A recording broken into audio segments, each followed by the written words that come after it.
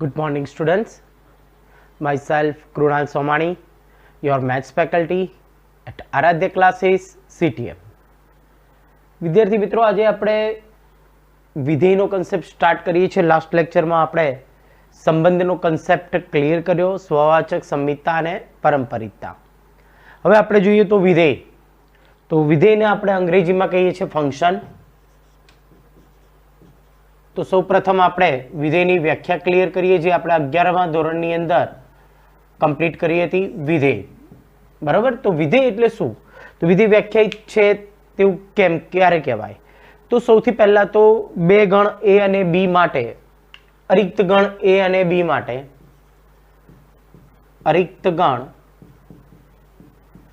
એ અને બી માટે ગણ એના પ્રત્યેક ઘટક, ગણ એના પ્રત્યેક ઘટક નું પ્રતિબિંબ, ગણ એના પ્રત્યેક ઘટક નું પ્રતિબિંબ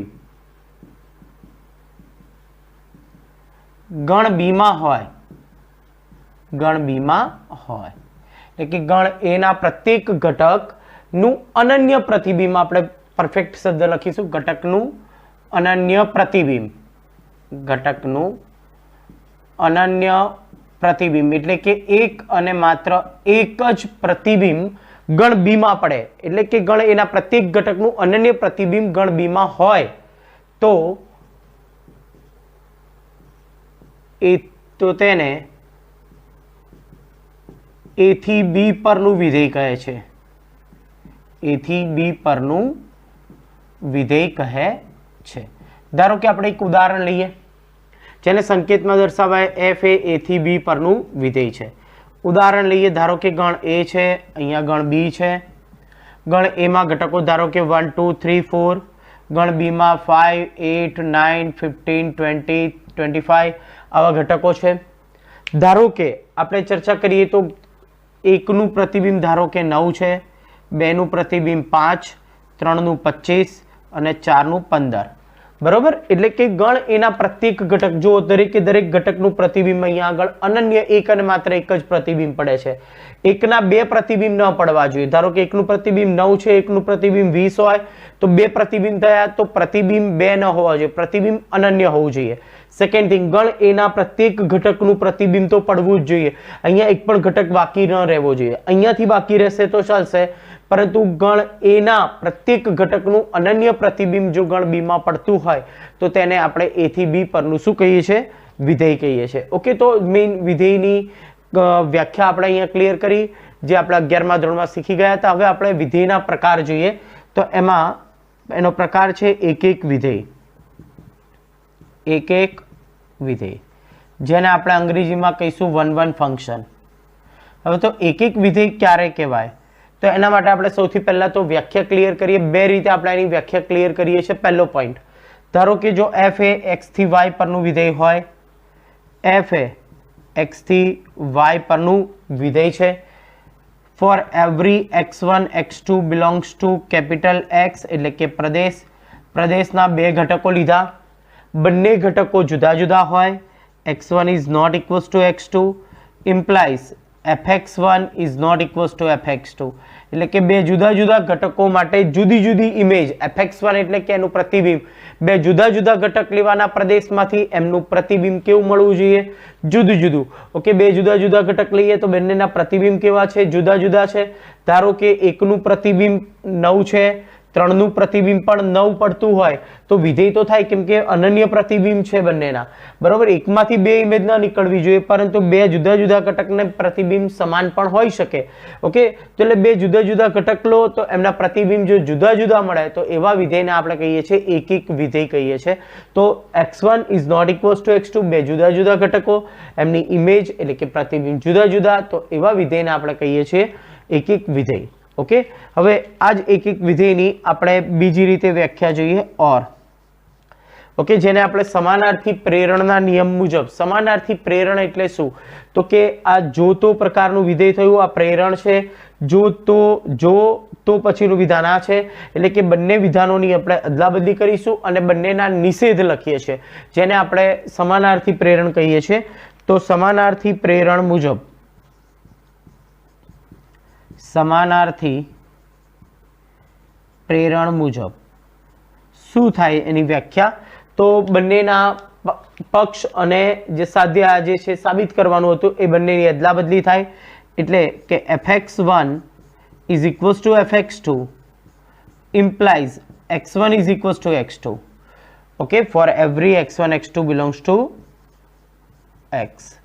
Okay, તો કોઈ પણ બે x1 અને x2 પ્રદેશના બે ઘટકોની જો પ્રતિબિંબ સમાન હોય તો એમની વેલ્યુ પણ કેવી થવી જોઈએ?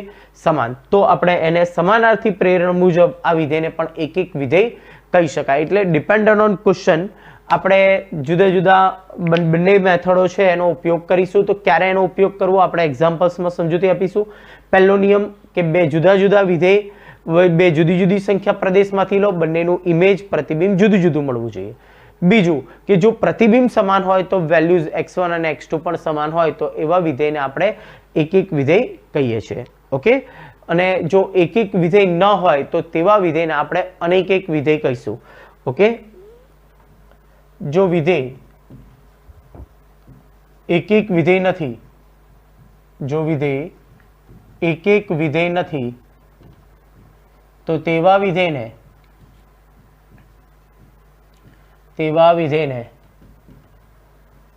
અનેક એક વિધેય કહે છે.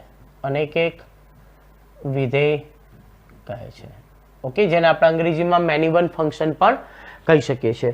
ઓકે, નેક્સ્ટ એના પછીનો ટોપિક છે આપણી પાસે વ્યાપ્ત વિધેય. વ્યાપ્ત વિધેય જેને આપણે અંગ્રેજીમાં કહીશું ઓનટુ ફંક્શન. તો ઓનટુ ફંક્શન એટલે કે વ્યાપ્ત વિધેય એટલે શું? તો અહીંયા પણ આપણે બે રીતે એની વ્યાખ્યા જોઈએ. એકદમ પહેલી વ્યાખ્યા એકદમ સિમ્પલ છે, સરળ છે. તો એ જોઈએ કે જે વિધેયનો વિસ્તાર તમને સપ્રદેશ મળે, વિસ્તાર એ સપ્રદેશ હોય, સપ્રદેશ એટલે કે કોડોમેન ઓફ f હોય તો તેવા વિધેયને વ્યાપ્ત વિધેય કહે છે. વ્યાપ્ત વિધેય કહે છે. તો આ થયું વ્યાપ્ત વિધેય. તો વ્યાપ્ત વિધેય એટલે આપણે શું શોધીશું? વિસ્તાર શોધીશું. અને વિસ્તાર શું મળે તમને? સપ્રદેશ મળે. તો એવા વિધેયને આપણે વ્યાપ્ત વિધેય કહીશું. હવે બીજી રીતે વ્યાખ્યા જોઈએ તો એનો અર્થ એવો થયો કે વિસ્તાર સપ્રદેશ થાય છે. એટલે કે ધારો કે f એ x થી y પરનું વિધેય હોય તો સપ્રદેશના પ્રત્યેક ઘટક માટે એક એનું પૂર્વ પ્રતિબિંબ x માં મળવું જોઈએ. એટલે અહીંયા આગળ દરેકનું પૂર્વ પ્રતિબિંબ જો પ્રદેશમાં હોય તો એનો અર્થ એવો થયો કે વિસ્તાર એ સપ્રદેશ છે. તો અહીંયા આગળ આપણે લખી શકીએ કે પ્રત્યેક y belongs to R, એટલે કે અહીંયા આગળ y belongs to સપ્રદેશ. ઓકે, સપ્રદેશના કોઈ પણ ઘટક લઈએ તો પ્રત્યેક y belongs to સપ્રદેશ માટે કોઈક x belongs to પ્રદેશ એટલે કે પ્રદેશનો એક ઘટક x belongs to પ્રદેશનો એક ઘટક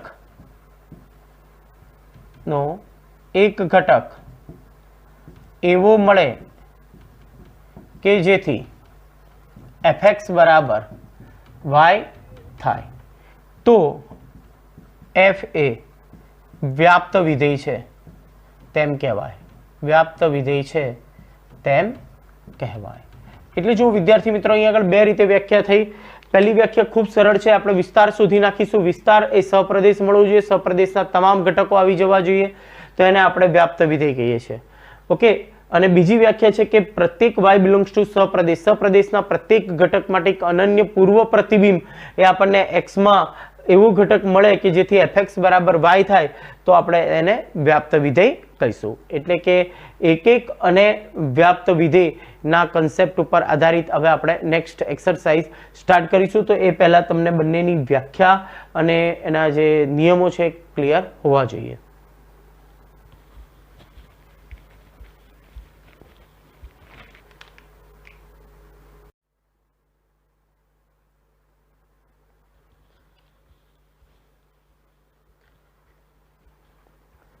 નેક્સ્ટ સ્વાધ્યાય 1.2 શરૂઆત કરીએ તો એક્ઝામ્પલ નંબર 1 છે આપણી પાસે કે આર સ્ટાર એ શૂન્યતર વાસ્તવિક સંખ્યાઓનો ગણ છે. આર સ્ટાર એટલે કે જેમાં શૂન્યનો સમાવેશ થતો નથી એ સિવાયની તમામ વાસ્તવિક સંખ્યાઓ.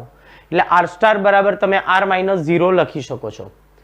એફ આર સ્ટાર થી આર સ્ટાર પરનું વિધેય છે fx બરાબર 1/x એ એક એક અને વ્યાપ્ત છે કે નહીં આપણે ચકાસવાનું છે. તો સૌથી પહેલા આપણને કન્ડિશન આપી છે કે આર સ્ટાર બરાબર શૂન્યતર વાસ્તવિક સંખ્યાનો ગણ. શૂન્યતર વાસ્તવિક સંખ્યાઓનો ગણ જેને આપણે આર સ્ટાર કીધું છે. એટલે શૂન્ય સિવાયની કોઈ પણ તમે વાસ્તવિક સંખ્યા લઈ શકો છો. હવે આપણી પાસે વિધેય f છે આર સ્ટાર થી આર સ્ટાર અને વિધેય વ્યાખ્યાયિત કર્યું છે fx બરાબર 1/x. એક એક અને વ્યાપ્ત બતાવવા માટે આપણી પાસે એક એક બતાવવા માટે બે શરત, બે જુદા જુદા ઘટક લો, ઇમેજ જુદી જુદી મળવી જોઈએ. ઓકે, અને સમાનાર્થી પ્રેરણ મુજબ જોઈએ તો આપણે અહીંયા આગળ જો ડાયરેક્ટ આર સ્ટાર એટલે પૂર્ણાંક, અપૂર્ણાંક, સમય, અસમય ઘણી બધી સંખ્યા છે તો આપણે પર્ટિક્યુલર કોઈ સંખ્યા માટે આપણે અહીંયા આગળ ધારો કે બે વાસ્તવિક સંખ્યા લઈએ, ઓકે, કોઈ પણ બે પૂર્ણાંક સંખ્યા લઈએ તો કદાચ એના માટે શક્ય બને, પણ કદાચ અપૂર્ણાંક માટે ન પણ બનતી હોય તો એ વખતે આપણે અહીંયા સમાનાર્થી પ્રેરણનો ઉપયોગ કરીશું. તો કે for every x1 x2 belongs to R star એટલે કે પ્રદેશના બે ઘટકો લીધા છે આપણે. ઓકે, તો એના માટે આપણે ચેક કરીએ તો fx1 બરાબર fx2 ઇમ્પ્લાઇઝ. તો fx1 એટલે શું? તો કે fx1 એટલે 1/x1 બરાબર શું થશે 1/x2 ઇમ્પ્લાઇઝ બંનેનો વ્યસ્ત લઈ લો એટલે શું મળે x1 બરાબર x2. તો શરત એવી હતી કે fx1 બરાબર fx2 બરાબર x1 બરાબર x2 એટલે ઇમેજ સરખી તો એ બંને ઘટકો સમાન, તો એને આપણે શું કહીએ છીએ? એક એક વિધેય છે. તો માટે f એ કેવું વિધેય થશે? એક એક વિધેય છે. તો અહીંયા આગળ આપણને પહેલા પ્રશ્ન માટે એક એક વિધેય છે એવું સાબિત થઈ ગયું. હવે વ્યાપ્ત વિધેય માટે શું કરવું પડે? તો કે પ્રદેશના પ્રત્યેક ઘટકનું પૂર્વ પ્રતિબિંબ આપણને સપ્રદેશના પ્રત્યેક ઘટકનું પૂર્વ પ્રતિબિંબ પ્રદેશમાં મળવું જોઈએ. એટલે આપણે અહીંયા લખીશું કે for every y belongs to R star સપ્રદેશ, બરોબર? એટલે સપ્રદેશના પ્રત્યેક for every y belongs to એટલે સપ્રદેશના પ્રત્યેક ઘટક માટે x belongs to R star એટલે કે પ્રદેશમાં એક એવો ઘટક મળે કે જેથી fx બરાબર શું થાય? y થાય. જો fx બરાબર y થઈ જાય, ઓકે, પ્રદેશમાંથી આપણે કોઈ ઘટક લઈએ એના માટે આપણે સપ્રદેશમાંથી કોઈ ઘટક લઈએ એના માટે પ્રદેશમાં કોઈ એક એનું પૂર્વ પ્રતિબિંબ મળે તો એવા ઘટક મળી જાય દરેક ઘટકનું પૂર્વ પ્રતિબિંબ તો આપણે એને શું કહીશું? વ્યાપ્ત વિધેય કહીશું. તો હવે આપણે અહીંયા આગળ ચર્ચા કરીએ તો ધારો કે આપણી પાસે વિધેય છે fx બરાબર 1/x. તો 1/x બરાબર y લેતા આપણે હવે અહીંયા આગળ x ને કરતા બનાવીએ તો x બરાબર શું થશે? 1/y. ઓકે, આપણું જે મૂળ રકમ છે એને y ની સાથે કમ્પેર કરીશું અને x ને કરતા બનાવીશું. હવે આપણે જોઈએ તો fx બરાબર આપણી પાસે છે 1/x.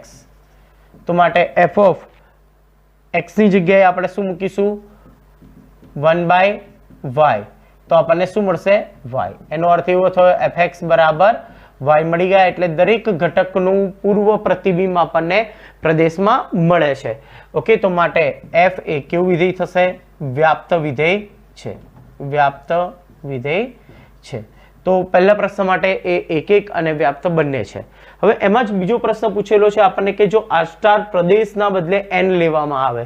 ઓકે, હવે નેક્સ્ટ બીજો પ્રશ્ન છે આપણી પાસે f આર સ્ટાર ની જગ્યાએ n અને R star as it is fx બરાબર 1/x. તો આ પ્રશ્ન માટે એ એક એક અને વ્યાપ્ત છે કે નહીં આપણે ચેક કરવું છે. તો સેમ એ જ પ્રમાણે ધારો કે n લઈએ તો n એટલે પ્રદેશમાં 1 2 3 એવા જ ઘટકો આવશે, પ્રાકૃતિક સંખ્યા. કોઈ પણ બે ઘટકો લેશો તો એના માટે જવાબ આપણને જુદો જુદો મળશે. ઓકે, 1 લઈએ તો 1/1 અને 2 લઈએ તો 1/2. તો એનો અર્થ એવો થયો કે એક એક વિધેય છે. તો આપણે ખૂબ સરળતાથી અહીંયા ચેક કરી શકીએ છીએ. અથવા આપણે લખીએ કે for every x1 x2 belongs two n fx1 is equals to fx2 implies 1/x1 બરાબર 1/x2. મૌખિક પણ તમે ચર્ચા કરી શકો છો.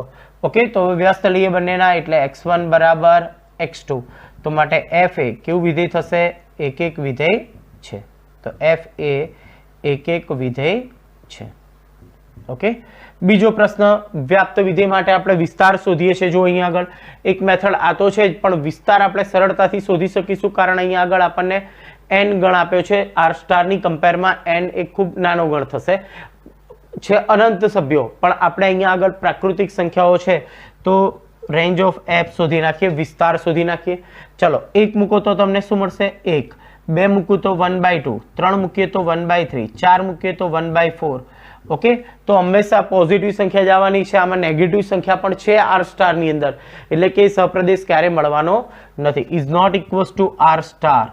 ઓકે, એટલે કે સહપ્રદેશ નથી. બીજું તમે એવું વિચારી શકો છો કે 3 પણ એ રેન્જમાં આવતા નથી. 3 ક્યારે આવે? ઓકે, અહીંયા આગળ 3 ક્યારે આવે? જ્યારે તમે x બરાબર 1/3 મૂકો ત્યારે. અહીંયા 1/3 મૂકો તો 3 થઈ જાય, પણ 1/3 પ્રદેશમાં છે નહીં, એટલે કે 3 પણ નથી આવતા. ઓકે, તો આવા ઘણા બધા ઘટકો છે જે આવતા નથી, સહપ્રદેશ મળતો નથી. ઓકે, તો માટે f એ વ્યાપ્ત વિધેય નથી. f તે વ્યાપ્ત વિધેય નથી. તો પહેલી કન્ડિશન માટે 1 1 અને વ્યાપ્ત હતું, પરંતુ પ્રદેશ જો બદલી નાખ્યો તો એના માટે 1 1 છે, પણ એ વ્યાપ્ત વિધેય નથી.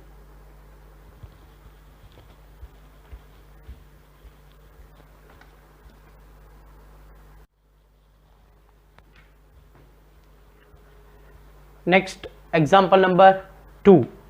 એમાં ફર્સ્ટ ક્વેશ્ચન કે વિધેય 1 1 અથવા વ્યાપ્ત વિધેય છે કે નહીં ચકાસો. પહેલો પ્રશ્ન છે f એ n થી n પરનું વિધેય છે fx બરાબર x². વિદ્યાર્થી મિત્રો, આપણને ડાયરેક્ટ જોઈને ખ્યાલ આવવો જોઈએ પ્રશ્નની અંદર કે પ્રદેશ અહીંયા આગળ n છે, પ્રાકૃતિક સંખ્યા 1 અને 2, 1 નો વર્ગ 1 ને 2 નો વર્ગ 4, 2 અને 3 લો, 2 અને 8 લો. બે જુદી જુદી સંખ્યા માટે હંમેશા એનો પ્રતિબિંબ કેવું મળશે? જુદું જુદું, માટે એ વિધેય 1 1 વિધેય છે. ઓકે, આપણે ડાયરેક્ટ MCQ માં પૂછાય તો આ રીતે મૌખિક ચર્ચા કરી અને વિચારી અને તમે લખી શકો છો. હવે આપણે અહીંયા આગળ જોઈએ તો સૌથી પહેલા તો four every x1 x2 belongs two n, એટલે પ્રદેશના આપણે બે ઘટકો લીધા. આપણે જોઈએ તો કે fx1 બરાબર fx2 ઇમ્પ્લાઇઝ શું લખી શકીએ અહીંયા આગળ? તો કિંમત મૂકીએ એટલે x1 નો સ્ક્વેર બરાબર x2 નો square implies x1 square minus x2 square બરાબર 0. ઓકે, બે અવયવ પડશે x1 પ્લસ x2 અને x1 માઇનસ x2 બરાબર 0. હવે અહીંયા આગળ તમે જોઈ શકો x1 પ્લસ x2 એ ક્યારેય 0 ન થાય, કારણ x1 અને x2 બંને પ્રાકૃતિક સંખ્યા છે. ઓકે, તો એનો અર્થ એવો થયો x1 માઇનસ x2 બરાબર 0. કારણમાં લખી શકો છો x1 plus x2 is not 0. તો આપણને અહીંયાથી x1 બરાબર x2 મળી જશે. એનો અર્થ એવો થયો કે fx1 બરાબર fx2 ઇમ્પ્લાઇઝ x1 બરાબર x2. સમાનાર્થી પ્રેરણના નિયમ પ્રમાણે આપણે લખી શકીએ કે f એ કેવું વિધેય છે?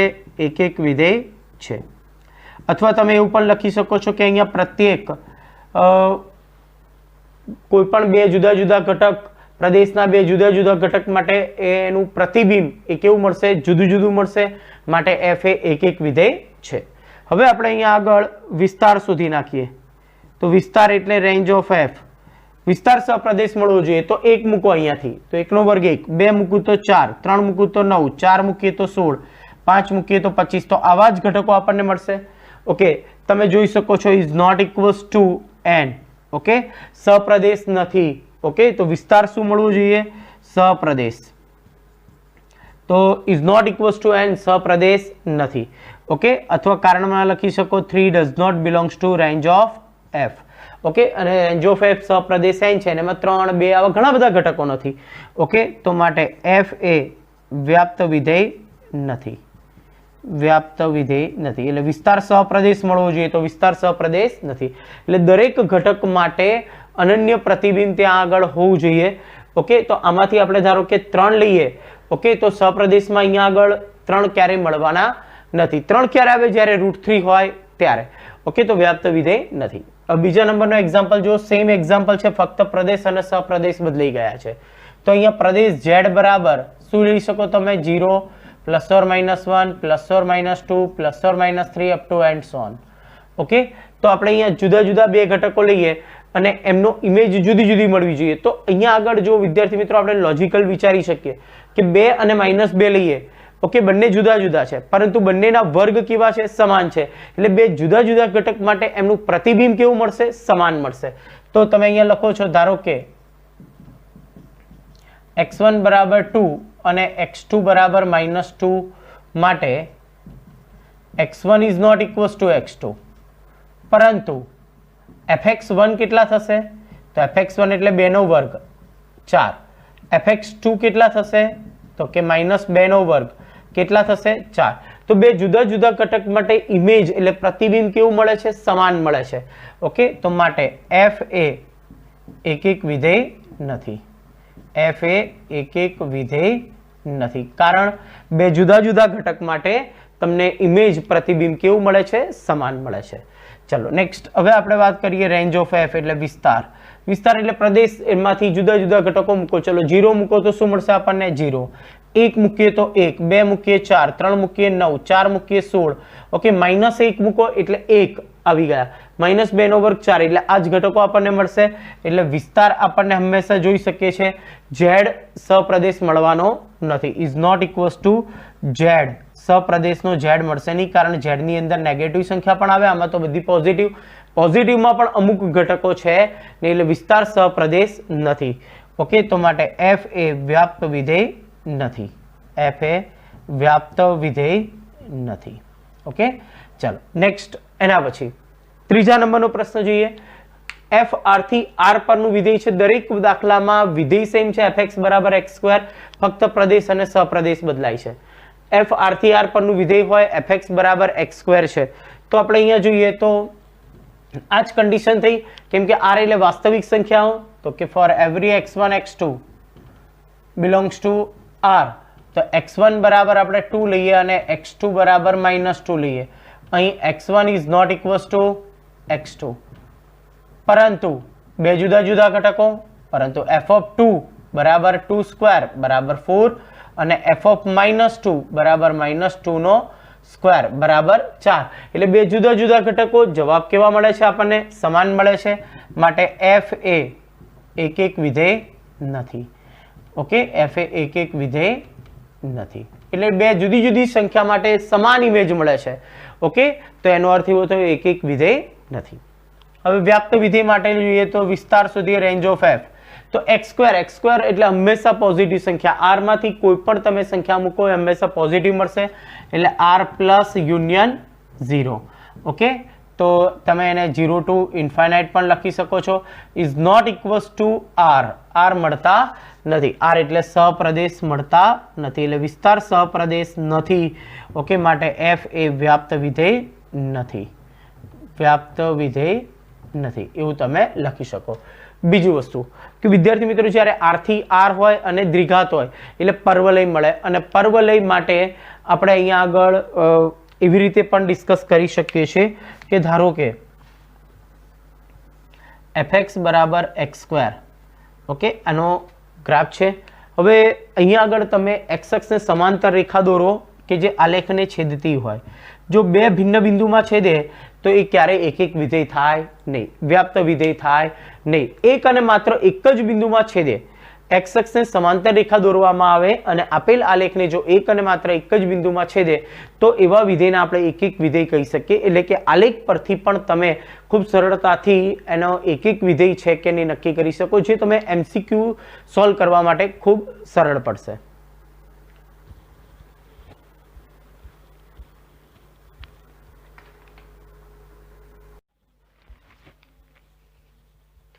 Next example number 4. પ્રશ્ન છે આપણી પાસે f n થી n પરનું વિધેય છે fx બરાબર x3. તો વિધેય એક અને વ્યાપ્ત છે કે નહીં ચકાસો. તો જો વિદ્યાર્થી મિત્રો, n માંથી આપણે જુદા જુદા બે સભ્યો લઈએ અને બંનેનો ક્યુબ કરીએ, બે જુદા જુદા સભ્યો તો એનો ક્યુબ પણ કેવો મળે આપણને? જુદું જુદું. 1 અને 2 લઈએ તો 1 નો ઘન 1 ને 2 નો ઘન 8. એટલે દરેક વખતે તમે વિચારી શકો છો કે એ એક વિધેય છે. તો હવે આપણે વ્યાપ્ત વિધેય છે કે નહીં એ ચેક કરીએ. તો વિસ્તાર સપ્રદેશ મળવો જોઈએ. તો આપણે શરૂઆત કરીએ સૌથી પહેલા તો કે for every x1 x2 belongs two n, એટલે કે પ્રદેશના આપણે ઘટકો લઈએ છે. તો fx1 બરાબર fx2 ઇમ્પ્લાઇઝ x1 નો ક્યુબ બરાબર x2 નો ક્યુબ. ઓકે, સાદુરૂપ આપીએ તો અહીંયા આગળ આપણે લખી શકીએ x1 નો ક્યુબ માઇનસ x2 નો ક્યુબ બરાબર 0.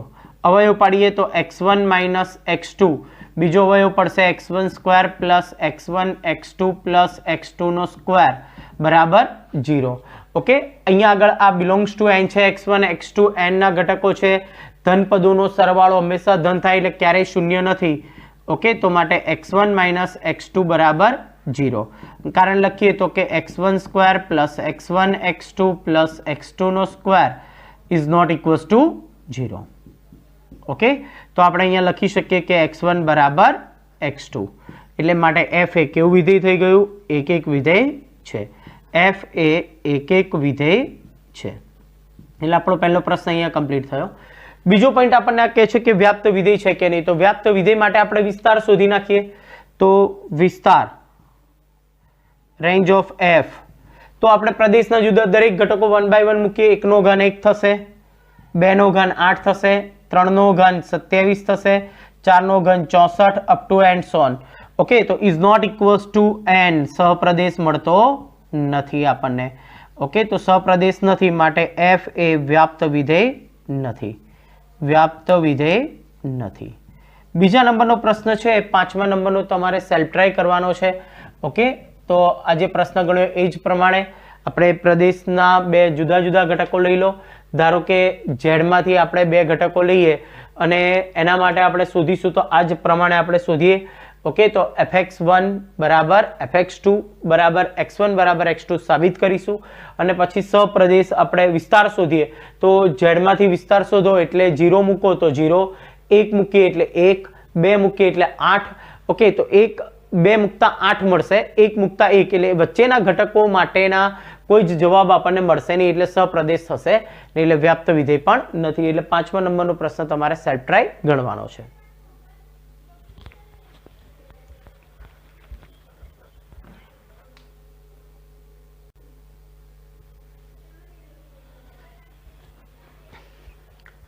Next example number 3. પ્રશ્ન છે કે સાબિત કરો કે f r થી r પરનું વિધેય હોય તો fx બરાબર બોક્સ x એટલે કે મહત્તમ પૂર્ણાંક વિધેય એ એકક અને વ્યાપ્ત નથી.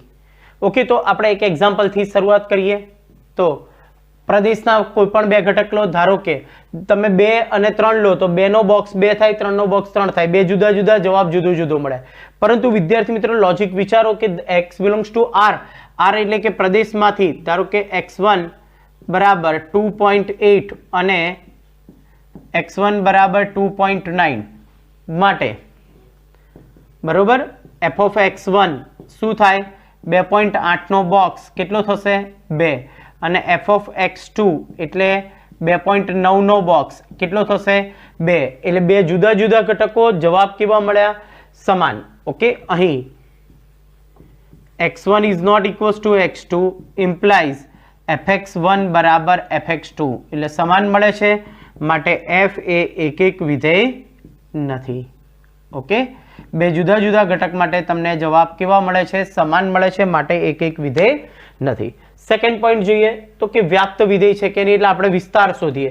તો આપણને વિસ્તાર પણ ખ્યાલ છે કે રેન્જ ઓફ f વિસ્તાર હંમેશા વિધેય કેવું છે? મહત્તમ પૂર્ણાંક વિધેય, એટલે જવાબ પૂર્ણાંકમાં જ આવશે. તમે r માંથી કોઈ પણ સંખ્યા લો તો જવાબ પૂર્ણાંક મળશે, એટલે કે z મળશે. ઓકે, કારણ મહત્તમ પૂર્ણાંક વિધેય છે. મહત્તમ પૂર્ણાંક વિધેય એટલે જવાબ હંમેશા તમને પૂર્ણાંક સંખ્યા મળશે. ઇઝ નોટ ઇક્વલ્સ ટુ સહપ્રદેશ. ઓકે, તો સહપ્રદેશ શું હતો? r. તો સહપ્રદેશ મળતો નથી, માટે f એ વ્યાપ્ત વિધેય નથી. વ્યાપ્ત વિધેય નથી. ઓકે, ખૂબ સરળતાથી તમે સોલ્વ કરી શકો છો. નેક્સ્ટ એના જેવું જ એક્ઝામ્પલ છે કે સાબિત કરો કે માનાંક વિધેય f r થી r પરનું વિધેય હોય fx બરાબર માનાંકમાં x એ પણ એક એક અને વ્યાપ્ત નથી. તો આપણે પ્રદેશમાંથી બે જુદા જુદા ઘટકો લઈ લઈએ. x1 બરાબર 3 અને x2 બરાબર -3. તો f of x1 કેટલા મળશે આપણને? 3 નો માનાંક મળશે 3 અને f of x2 એટલે કે -3 નો માનાંક મળશે 3. બે જુદા જુદા રકમ 3 અને -3 એ જુદી જુદી રકમ, પરંતુ એમની ઇમેજ પ્રતિબિંબ કેવું છે? સમાન છે, તો માટે એ એક એક વિધેય નથી. તો આપણે લખી શકીએ અહીં x1 is not equals to x2, પરંતુ fx1 બરાબર શું છે? fx2. માટે f એ એક એક વિધેય નથી, f એ એક એક વિધેય નથી. ઓકે, ચલો બીજો પોઈન્ટ આપણે વિસ્તાર શોધી નાખીએ. તો આપણને ખ્યાલ છે કે વિસ્તાર, માનાંક વિધેયનો વિસ્તાર કેવો મળે? હંમેશા પોઝિટિવ સંખ્યા આવશે, એટલે કે r પ્લસ આવશે યુનિયન 0. એનો અર્થ એવો થયો 0 to infinite. Okay, is not equals to r, સપ્રદેશ મળશે નહીં. ઓકે, એનો અર્થ એવો થયો કે માટે f એ વ્યાપ્ત વિધેય નથી, વ્યાપ્ત વિધેય નથી. ઓકે, એક્ઝામ્પલ લઈ અને તમે ખૂબ સરળતાથી એને સોલ્વ કરી શકો છો.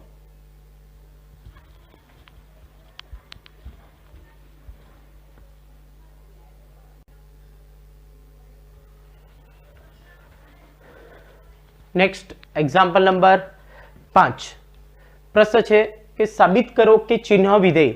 ચિહ્ન વિધેય આપણે વિધેયના પ્રકારો લાસ્ટ યર 11માં ભણ્યા કે એમાં ચિહ્ન વિધેય એટલે કે કોઈ પણ પોઝિટિવ સંખ્યા હોય તો એની વેલ્યુ 1 મળે, કોઈ પણ નેગેટિવ વેલ્યુઝ હોય તો એની વેલ્યુ -1 અને 0 માટે 0. એટલે 5 હોય તો એનું મૂલ્ય 1, 6 હોય તો 1, 5.8 હોય તો પણ 1. કોઈ પણ પોઝિટિવ વેલ્યુ માટે 1, નેગેટિવ વેલ્યુ માટે -1 અને 0 માટે 0. આ આપણે ચિહ્ન વિધેય જાણીએ છીએ. તો હવે આપણે અહીંયા આગળ જોઈએ તો કે એક એક અને વ્યાપ્ત નથી એવું આપણે બતાવવાનું છે. તો આપણે ધારી લઈએ, ધારો કે x1 બરાબર 2 અને x2 બરાબર 3 બે જુદી જુદી સંખ્યા છે. ચલો fx1 કેટલા મળે આપણને? તો 2 એટલે પોઝિટિવ છે એટલે 1. ચલો f ઓફ x2 કેટલા મળશે? એ પણ 1 મળશે. ઓકે, તો આપણે લખી શકીએ કે અહીં x1 is not equals to x2 implies f of x1 is equals to f of x2. બે જુદી જુદી રકમ માટે ઇમેજ જુદી જુદી મળે તો એક એક થાય, સમાન મળે છે એટલે માટે f એ એક એક વિધેય નથી, f એક એક વિધેય નથી. ઓકે, ચલો નેક્સ્ટ પોઈન્ટ આપણે ચર્ચા કરીએ. તો વ્યાપ્ત વિધેય માટે વિસ્તાર શોધીશું. તો વિસ્તાર એટલે કે રેન્જ ઓફ f, હંમેશા આપણને જવાબ મળશે -1, 0 અને 1, કેમ કે વ્યાખ્યાયિત જ વિધેય એવું છે કોઈ પણ પોઝિટિવ વેલ્યુ માટે 1, નેગેટિવ વેલ્યુ માટે -1 અને 0 માટે 0 મળે છે. એટલે હંમેશા આ ત્રણ જવાબ જ મળશે. ઇઝ નોટ ઇક્વલ્સ ટુ સપ્રદેશ. સપ્રદેશ શું છે? આપણી પાસે r છે, તો સપ્રદેશ r મળતો નથી, માટે f એ વ્યાપ્ત વિધેય નથી. ઓકે, ચલો તો એક એક અને વ્યાપ્ત નથી. નેક્સ્ટ એક્ઝામ્પલ નંબર 6 જોઈએ તો કે ગણ a બરાબર 1 2 3 અને ગણ b બરાબર 4 5 6 7 આપ્યું છે. f a થી b પર વ્યાખ્યાયિત છે. તો f બરાબર આપ્યું છે 1 4 2 5 અને 3 6. તો આના પરથી આપણે એવું લખી શકીએ કે f ઓફ 1 ની વેલ્યુ 4 હશે, f ઓફ 2 ની વેલ્યુ 5 હશે અને f ઓફ 3 ની વેલ્યુ કેટલી હશે? 6. એટલે એકનું પ્રતિબિંબ 4 છે, બેનું પ્રતિબિંબ 5 છે, ત્રણનું પ્રતિબિંબ 6 છે. ઓકે, તો અહીંયા પ્રત્યેક કોઈ પણ બે જુદી જુદી રકમ લઈએ તો એમનું પ્રતિબિંબ કેવું મળે છે? જુદું જુદું. કે કોઈ બે સમાન બે જુદા જુદા ઘટક માટે એમના દરેક વખતે પ્રતિબિંબ જુદા જુદા છે. તો આપણે અહીંયા લખી શકીએ કે અહીં પ્રદેશ A ની કોઈ પણ બે જુદી જુદી કિંમત માટે અથવા તો બે જુદા જુદા ઘટક માટે, બે જુદા જુદા ઘટક માટે પ્રતિબિંબ કેવું મળે છે? જુદું જુદું મળે છે.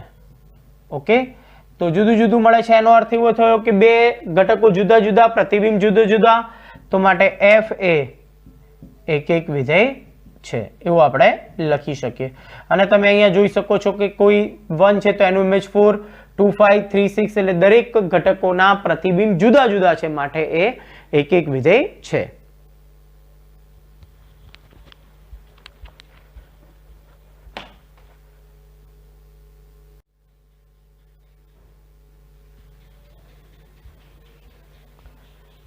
Next example number 7.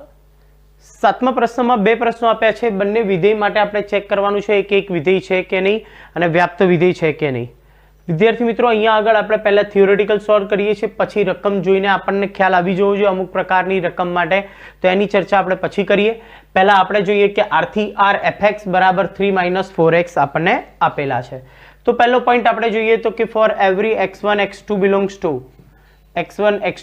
Two r પ્રદેશના r માંથી બે જુદા જુદા ઘટક લઈશું આપણે.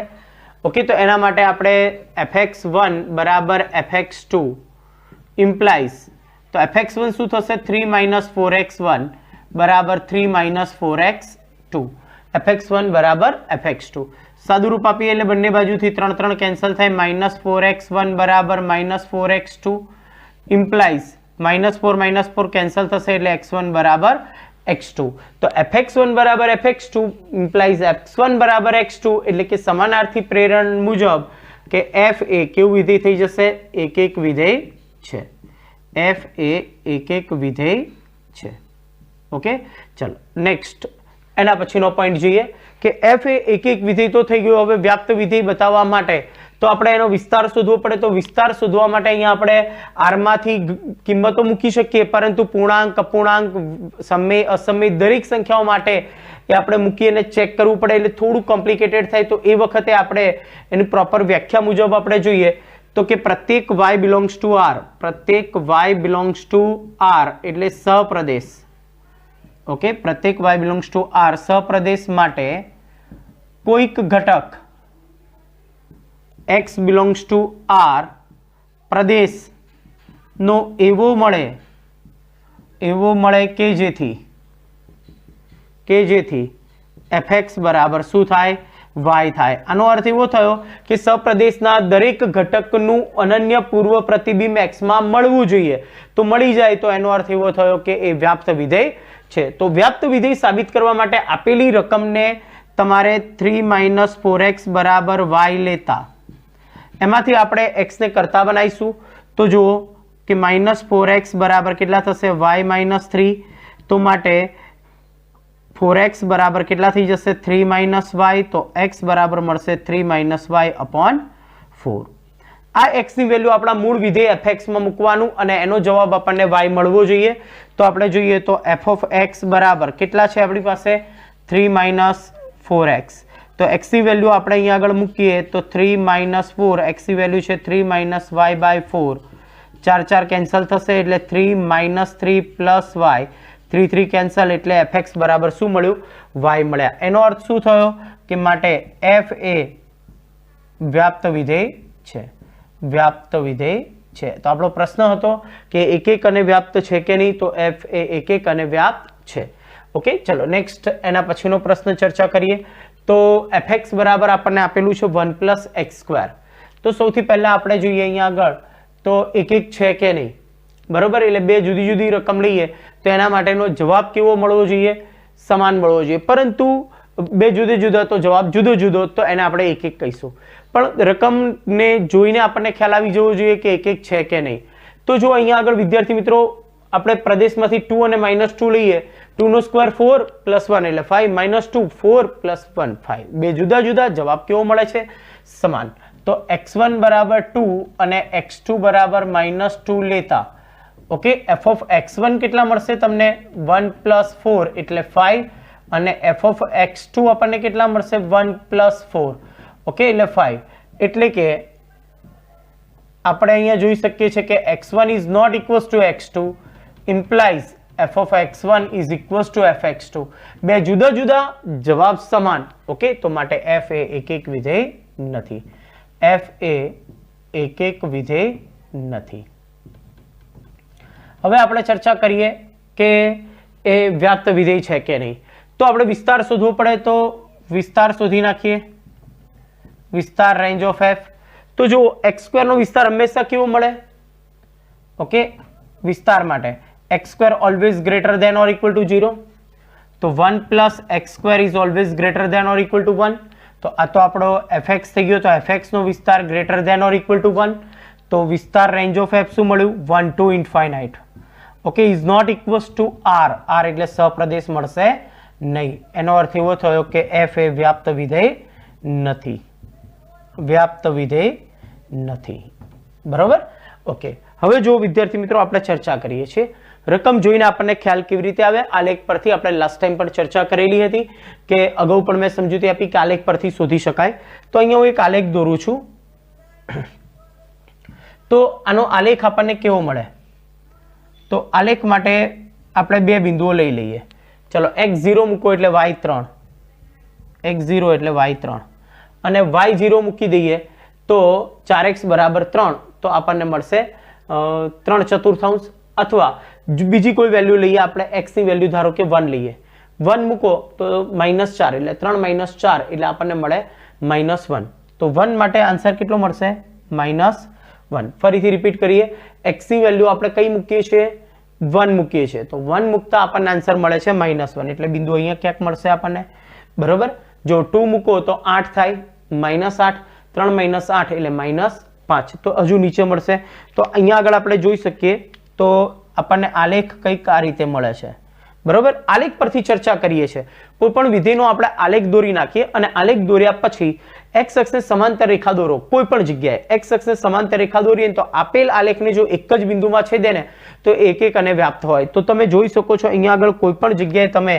x અક્ષને સમાંતર રેખા દોરશો કોઈ એક જ દોરો તો ગમે ત્યાં દોરશો તો એ ફક્ત કોઈ એક જ બિંદુમાં છેદશે ઓકે તો અહીંયા એ એક એક અને વ્યાપ્ત છે ઓકે તમે નેક્સ્ટ ક્વેશ્ચન અહીંયા જોઈએ ચર્ચા કરીએ આપણે તો આલેખ આનો કેવો મળશે તો x² છે એટલે પરવલય મળશે x0 મૂકી દો એટલે y1 x0 એટલે y1 ચલો x ની વેલ્યુ 1 મૂકો એટલે આપણને મળે 2 તો 1 મૂકીએ તો આપણને મળે 2 એટલે ક્યાંક અહીંયા મળશે -1 મૂકીએ તો પણ આપણને કેટલા મળશે 2 તો આપણે જોઈ શકીએ છીએ ગ્રાફ આપણને કેવા પ્રકારે મળશે પરવલય મળશે તો અહીંયાથી આપણને ઉપરની તરફ ખુલ્લો પરવલય મળશે બરોબર તો આ પ્રમાણે આપણને એનો ગ્રાફ મળે છે તો હવે જુઓ x અક્ષને સમાંતર રેખા જો દોરવામાં આવે તો આ આલેખને કેટલા બિંદુમાં છેદશે ગમે ત્યાંથી તમે દોરો આલેખને છેદે રીતે દોરો તો બે ભિન્ન બિંદુમાં છેદે બે ભિન્ન બિંદુમાં છેદે એટલે ક્યારેય એક એક અને વ્યાપ્ત હોય નહીં તો તમે ડાયરેક્ટ પણ અહીંયા આગળ જો MCQ માં આ પ્રશ્ન આવે તો તમે ડાયરેક્ટ વિચારી અને લખી શકો છો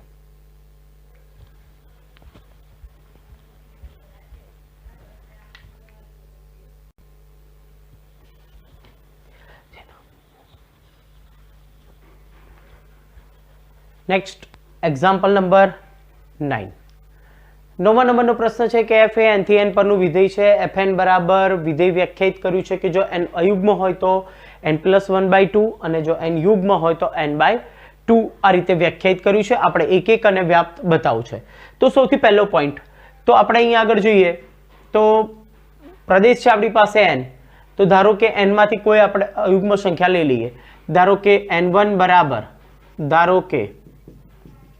n1 બરાબર 3 ઓકે તો f of n1 કેટલા મળશે આપણને તો 3 + 1/2 એટલે 2 ઓકે આ વિધેય લેવાશે હવે એક કામ કરો કે અહીંયાથી 2 ક્યારે મળશે જ્યારે આપણે 4 લઈએ ત્યારે ઓકે તો એનો અર્થ એવો થયો કે આપણે n2 બરાબર જો 4 લઈએ એટલે કે f of n2 યુગ્મ વિધેય છે 4/2 બરાબર 2 બે વિધેય જુદા જુદા બે રકમ આપણે ઘટકો જુદા જુદા લીધા ઇમેજ કેવી મળી સમાન મળી માટે f એ એક એક વિધેય નથી તો અહીં n1 is not equals to n2 implies f of n1 is equals to f of n2 એટલે જુદા જુદા ઘટકો માટે સમાન ઇમેજ સમાન પ્રતિબિંબ માટે f એ એક એક વિધેય નથી ઓકે એટલે આપણને ખૂબ સરળતાથી મળી જશે એક એક વિધેય નથી હવે આપણે એનો વિસ્તાર શોધવાનો તો વિસ્તાર આપણને જો સપ્રદેશ મળે તો આપણે કહીશું કે એ વ્યાપ્ત વિધેય છે તો વિસ્તાર શોધી નાખીએ તો વિસ્તાર શોધવા માટે આપણે સૌથી પહેલા બધી અયુગ્મ સંખ્યા લઈ લઈએ n ની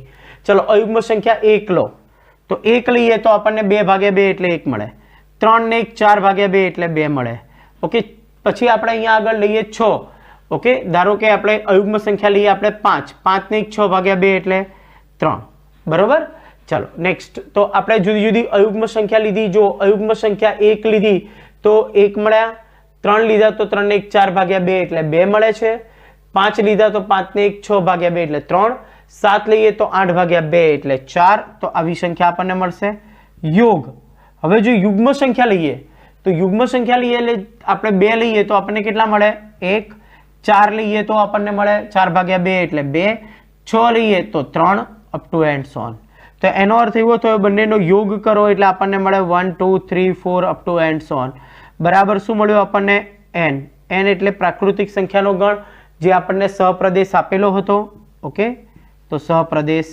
મળે છે તો માટે f એ કેવું વિધેય થશે વ્યાપ્ત વિધેય છે ઓકે તો આપણને અહીંયા આગળ વ્યાપ્ત વિધેય મળશે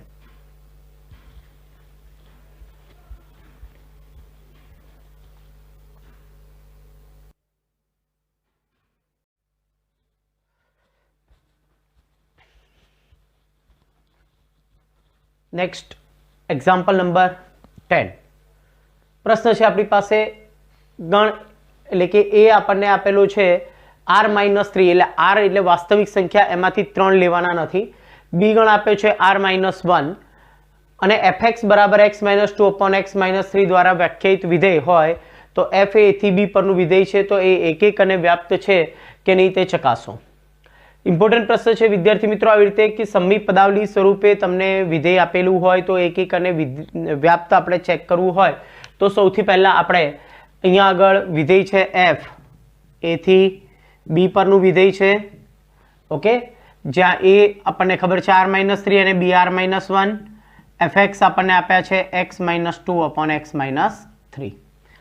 આપણે એક એક વિધેય બતાવું છે એટલે પ્રદેશમાંથી આપણે બે જુદા જુદા ઘટક લઈએ. For every x1 x2 belongs to A એટલે r-3.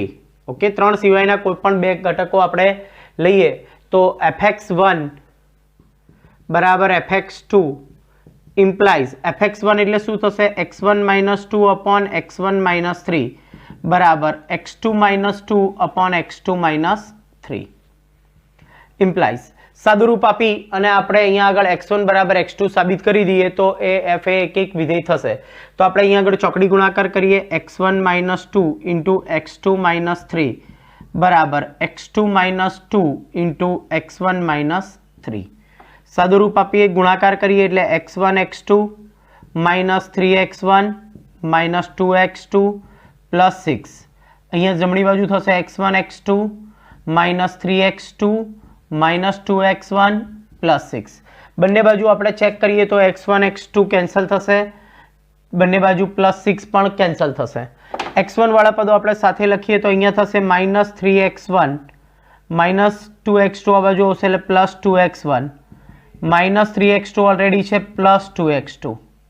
તો ઇમ્પ્લાઇઝ આપણને આન્સર મળશે -x1 બરાબર -x2 ઇમ્પ્લાઇઝ x1 બરાબર x2. એનો અર્થ એવો થયો કે f એ કેવું વિધેય થાય એક વિધેય છે.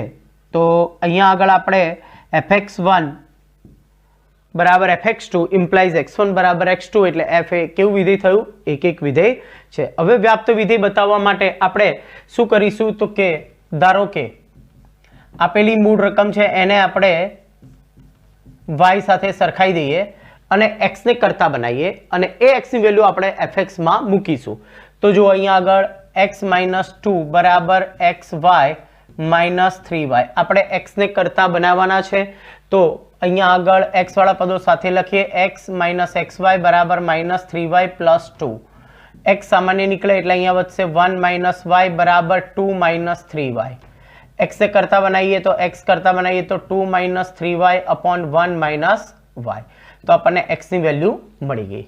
હવે આપણે મૂળ રકમ f(x) તો f(x) આપણી પાસે છે x - 2 upon x - 3 એમાં આપણે x ની વેલ્યુ મૂકી દઈએ તો x ની વેલ્યુ શું છે આપણી પાસે 2 - 3y upon 1 - y -2 upon છેદમાં 2 - 3y upon 1 - y -3. x ની વેલ્યુ આપણે અહીંયા આગળ પુટ કરી દીધી. લસા લઈ લો 1 - y લસા લઈ અને લસા કેન્સલ થશે એટલે 2 - 3y -2 + 2y. ઓકે, સામે લસા લઈએ એટલે સામે ગુણાઈ જશે. સેમ અહીંયા આગળ 2 - 3y એઝ ઇટ ઇઝ -3 સાથે ગુણાશે -3 + 3y. સાદુરૂપ આપો તો 2 - 2 કેન્સલ થયા -3y + 2y -y 3y cancel થયા -1 બરાબર y. એટલે કે fx બરાબર આપણને શું મળી ગયું y મળી ગયા. એટલે કે આપણે લખી શકીએ કે આમ પ્રત્યેક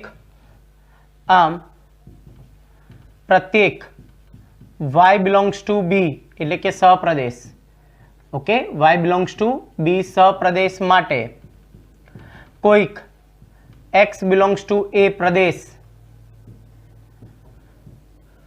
એવો મળે કે જેથી fx બરાબર y થાય છે. ઓકે, તો માટે f એ કેવું વિધેય થશે વ્યાપ્ત વિધેય છે. ઓકે, તો અહીંયા આગળ આપણે એક અને વ્યાપ્ત વિધેય આપણને મળી ગયું. ઓકે વિદ્યાર્થી મિત્રો, તમને નેક્સ્ટ ટોપિકની ચર્ચા કરું કે નેક્સ્ટ એક્સરસાઇઝ સ્વાધ્યાય 1.3 ની અંદર આપણે વિધેયનું પ્રતિવિધેય શોધવાનું આવશે. તો વિધેયનું પ્રતિવિધેય શોધવા માટેની કન્ડિશન એવી છે કે વિધેય એક એક અને વ્યાપ્ત હોવું જોઈએ. એટલે આપણે વ્યસ્ત બતાવવું હોય ને તો પહેલા એક એક અને વ્યાપ્ત બતાવવું પડશે. એટલે આટલો દાખલો તો ગણવાનો જ છે. એક એક અને વ્યાપ્ત હોય તો અને તો જ એ વિધેયનું વ્યસ્ત અસ્તિત્વ ધરાવે. જો વ્યસ્ત અસ્તિત્વ ધરાવે તો એનો વ્યસ્ત શું થાય? તો અહીંયા આગળ આપણે એ પ્રદેશ અને સપ્રદેશની અદલાબદલી થઈ જશે. એટલે f એ b થી a પરનું વિધેય થશે. બરોબર, ઓકે. અને f ઇન્વર્સ x વિધેય કયું થશે? તો આ જે બ્લોક બનાવ્યો છે x ને જે કરતા બનાવ્યા એ જ આપણું ઇન્વર્સ થયું. 2 - 3xy ની જગ્યાએ x રિપ્લેસ કરી દઈએ અને upon 1 - x. એટલે આપણી પાસે અહીંયા તમને પ્રતિવિધેય પણ મળી જશે. એટલે પ્રતિવિધેયના એક્ઝામ્પલની અંદર ફરીથી આપણે એક એક અને વ્યાપ્ત શોધીશું અને પછી આપણે ઇન્વર્સ શોધીશું.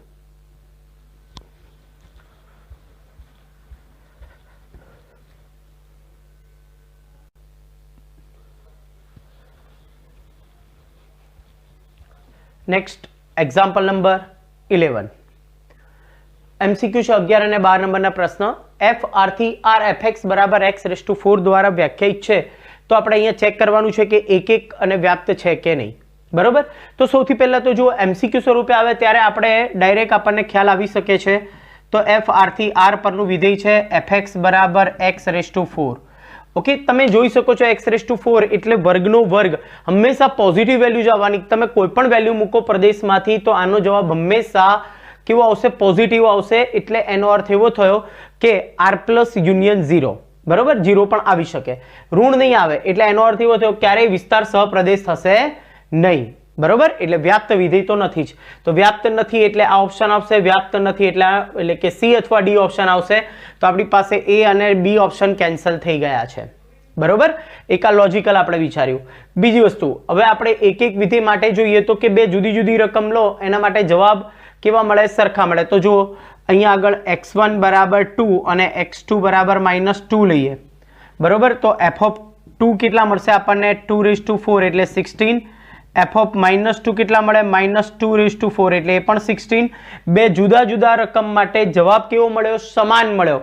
એનો અર્થ એવો થયો એક એક વિધેય નથી. એક એક વિધેય નથી અને વ્યાપ્ત વિધેય પણ નથી. એટલે આપણી પાસે અહીંયા આગળ ડી ઓપ્શન છે, આપણને આન્સર મળશે. ઓકે, તો અહીંયા આગળ ચેક કરી શકો છો f એ એક એક વિધેય નથી.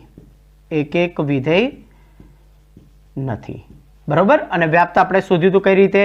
તો વિસ્તાર શોધો તો હંમેશા શું મળશે? r પ્લસ યુનિયન 0 એટલે is not equals to r. Okay, તો માટે વ્યાપ્ત વિધેય નથી.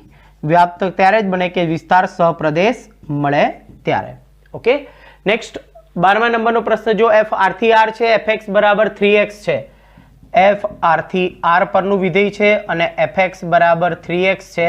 એટલે સુરેખ બહુપદી છે. જો સુરેખ છે અને સુરેખ હોય ને એટલે એક રેખા મળે અને x અક્ષને સમાંતર રેખા દોરવામાં આવે. ગ્રાફિકલી રીતે ચેક કરીએ તો એક અને માત્ર એક જ બિંદુમાં છેદે. એટલે હંમેશા યાદ રાખો વિદ્યાર્થી મિત્રો, r થી r હોય પ્રદેશ અને સપ્રદેશ અને જે વિધેય છે એ એકઘાત આપી હોય, સુરેખ હોય તો હંમેશા એ કેવું થાય? f એ એક એક અને વ્યાપ્ત છે. એક એક અને વ્યાપ્ત છે. આ સ્વીકારી લો વિદ્યાર્થી મિત્રો. ઓકે, તો જેના કારણે તમે MCQ માં ખૂબ સરળથી સોલ્વ કરી શકો છો. ઓકે, તો અહીંયા આગળ આ કન્ડિશન આપણે ધ્યાનમાં રાખીશું અને કારણમાં લખવું હોય તો લખી શકાય. કારણ f r થી r અને fx બરાબર ax પ્લસ b. ઓકે, હંમેશા કેવું થાય? એક એક અને વ્યાપ્ત છે. એક એક અને વ્યાપ્ત છે. ઓકે, તો આ સાથે આપણી એક્સરસાઇઝ 1.2 અહીંયા આગળ કમ્પ્લીટ થાય છે. જે ટોપિક હતો આપણી પાસે એક એક અને વ્યાપ્તનો જે કન્સેપ્ટ છે એ અહીંયા આગળ પૂર્ણ થાય છે.